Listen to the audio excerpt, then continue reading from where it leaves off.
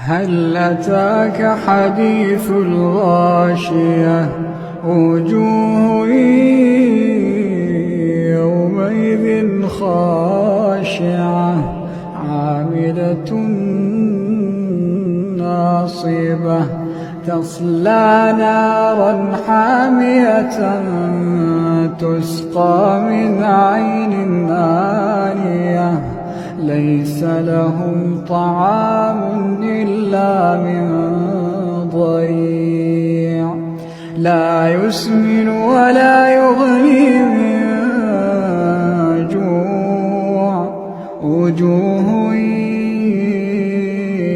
يومئذ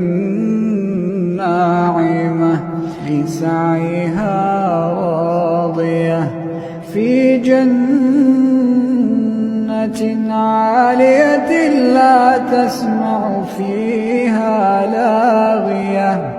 فيها عين جارية فيها سرر مرفوعة وأكواب موضوعة ونمارق مصفوفة وزرابي مبثوثة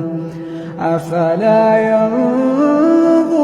إلى الإبل كيف خلقت وإلى السماء كيف رفعت